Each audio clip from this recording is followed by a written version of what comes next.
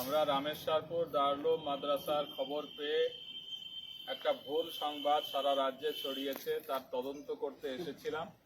আমরা জানতে পারলাম যে এখানে কোনো ইনভেস্টিগেশন হয়নি, কোনো পুলিশ প্রশাসন মাদ্রাসার বিরুদ্ধে কোনো রকম তদন্ত তারা করেনি, বরং অন্য কোনো কাজে তারা এসেছিলেন যেটা গ্রামের সঙ্গে সম্পর্কিত বা গ্রামের কোনো বাড়ির সঙ্গে ব্যক্তির সঙ্গে সম্পর্ক, প্রতিষ্ঠানের সঙ্গে কোনো সম্পর্ক তার ছিল না। বরং প্রতিষ্ঠানে তারা টয়লেট ব্যবহার করেছে, এতটুকু বলা যায়। সহযোগিতা চেয়েছে, পানি চেয়েছে, অন্য কোনো তদন্ত প্রতিষ্ঠানের বিষয়ে তাদের ছিল না।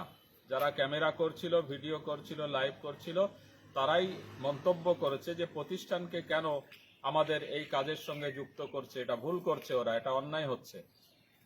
সুতরাং আমরা বাংলার মানুষকে বলবো ওরা যেন বিভ্রান্ত না হন। এই সমস্ত ভ্রান্তিমূলক খবর এবং বিভ্রান্তিকর খবর, এ সমস্ত খবরকে এড়িয়ে চলবেন। যারা এই ধরনের খবর করে তাদেরকে এড়িয়ে চলবেন।